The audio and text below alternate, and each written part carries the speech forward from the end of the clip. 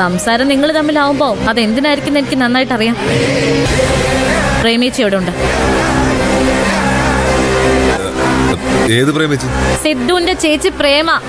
ഓ പ്രേമ. അവരെന്റെ പോക്കറ്റിലുണ്ട്. എന്താ വേണോ? നിനക്കറിയോ അവരെവിടെ ഉണ്ടെന്ന്? നീ തന്നെയാ പ്രേമിച്ചിയുടെ കാണാതാകലിന് പിന്നില്. ചന്ദ്രയ്ക്ക് വേണ്ടിയാ നീ അത് ചെയ്തത്. അതിന്റെ കൂലിയാ നീ ഇപ്പൊ ചോദിച്ചേ. എടി മണ്ടി, കൂലി എന്തിനൊക്കെ ചോദിക്കാം. ഞാൻ ചന്ദ്രയ്ക്ക് ഒരു സഹായം ചെയ്തു കൊടുത്തു. അതിന്റെ കമ്മീഷൻ, അതായത് കൂലി, അതെനിക്ക് ചോദിച്ചൂടെ? ചന്ദ്ര വക്കീലാന്ന് എനിക്കറിയാമല്ലോ. ഞാൻ ഒരു കേസ് ഇവിടെ ചന്ദ്ര ഏൽപ്പിച്ചു. വേടാ പാർട്ടിയാ, പൈസക്കാര്. ഫീസ് ഇനത്തിലെ ഒരുപാട് കാശ് തടയും. അതിന്റെ കൂലിയാ, അതായത് ഈ ബ്രോക്കർ ഫീസ്. അതാ ഞാൻ ചോദിച്ചത്. അല്ലാതെ പ്രേമയും കൂലിയും തമ്മിൽ ഒരു ബന്ധവുമില്ല. നീ പറയുന്ന നുണയാ. നിന്റെ മുഖത്തുണ്ടത്. സത്യം പറയടാ, പ്രേമിച്ച് എവിടെ ഉണ്ട്? എന്തിനാ നീ അവരെ തടവി പാർപ്പിച്ചിരിക്കുന്നേ? സിദ്ധു എങ്ങനെ ഉറഞ്ഞാലുണ്ടല്ലോ, നിന്നെ പിന്നെ കൊന്നുകളയും. കൊല്ലാൻ ഇങ്ങോട്ട് വരാൻ പറ അവനോട്. ജീവനോടെ അവൻ തിരിച്ചു പോവില്ല. ഒന്നെങ്കിൽ ഞാൻ പറയുന്നത് നിനക്ക് വിശ്വസിക്കാം.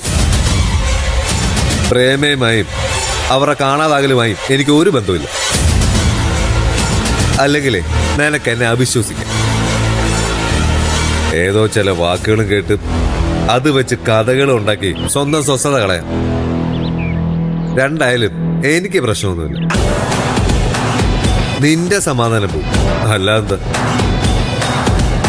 കൂലി എന്തിനാന്നറിയാൻ വന്നേക്കും. അതെ, കൂലി അതിന് തന്നെ. പ്രേമേ ഒരു ഇരുട്ടുമുറി കൊണ്ട് താമസിപ്പിച്ചേക്കുക.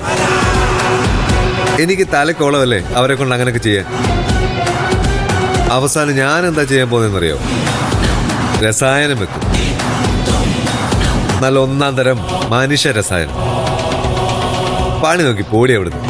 ഓരോന്നും ചോദിച്ചോണ്ട് വന്നേക്കുവോ. കഷ്ടം.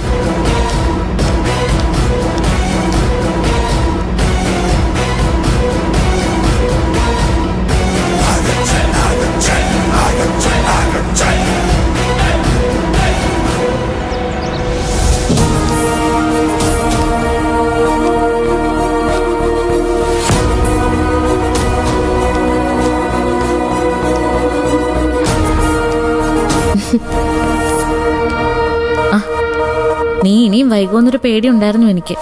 സെമിനാർ കഴിയണ്ടേ ചേച്ചി? ഇടയ്ക്കിറങ്ങി പോരാൻ പറ്റുമോ? പ്രേമേച്ചി ഇതുവരെ കണ്ടുകിട്ടിയില്ലല്ലോ? ഇല്ല. എന്താ ചേച്ചി ഇത്? എന്താ ഇവർക്കൊക്കെ പറ്റുന്നത്? എനിക്ക് പല സംശയങ്ങളുണ്ട് പ്രിയെ. സംശയങ്ങളല്ല, ബോധ്യങ്ങൾ. പക്ഷെ ആരും വിശ്വസിക്കില്ല. തെളിവില്ലല്ലോ ഒന്നിനും. ശരത്ത് അല്ലേ? അതെ, അവൻ തന്നെ അവനെ വഴിയുള്ളൂ.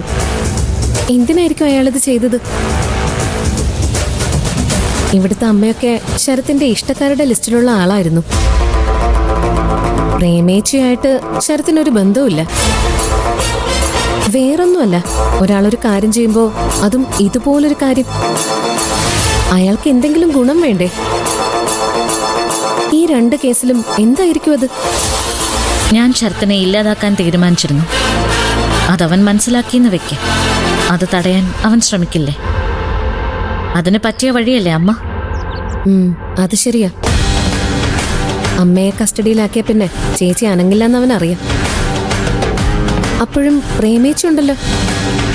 അത് സിദ്ധുവിനെ ബ്ലോക്ക് ചെയ്യാനുള്ള നീക്കമാണെങ്കിലും. എങ്കിൽ അത് കണ്ടുപിടിക്കണം ചേച്ചി. അതിനുള്ള വഴികളാ ഇനി നമ്മൾ ആലോചിക്കേണ്ടത്. അതെ, പക്ഷെ നമുക്കിങ്ങനൊരു സംശയം ഉണ്ടെന്നും കാണാതായ രണ്ടുപേരെയും നമ്മൾ കണ്ടുപിടിക്കാൻ ശ്രമിക്കുന്നുണ്ടെന്നും ഒരു കാരണവശാലും അവൻ അറിയരുത്. കണ്ണിച്ചോരയില്ലാത്തവനാ. അവൻ എന്തും ചെയ്യും.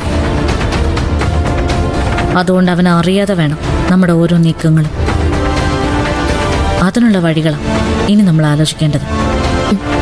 ഞാനും ചിന്തിക്കാൻ ചേച്ചി. വൈകാതെ തന്നെ നമുക്കൊരു തീരുമാനത്തിലെത്താം. ശരി, വന്നു കയറിയതല്ലേ, നീ പോയൊന്ന് ഫ്രഷ് ആവും. ചെൽ. ശരി ചേച്ചി.